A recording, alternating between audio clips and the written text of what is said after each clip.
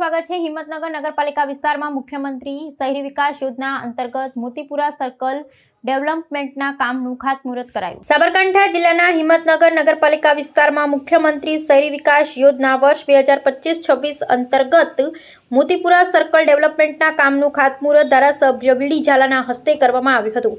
આ પ્રસંગે ધારાસભ્યએ જણાવ્યું હતું કે રાજ્ય સરકાર નાગરિકોને વધુ સારી અને સુવિધાસભર શહેરી માળખાકીય સુવિધાઓ ઉપલબ્ધ કરાવવા માટે સતત કાર્યરત છે। ગુણવત્તાયુક્ત માર્ગો શહેરના વિકાસ અને નાગરિકોની સરળ અવરજવર માટે મહત્વપૂર્ણ છે। આ વિકાસ કાર્યો પૂર્ણ થયા બાદ શહેરના લોકોને વધુ સુવિધા મળશે તેમજ ટ્રાફિક વ્યવસ્થામાં પણ સુધારો થશે।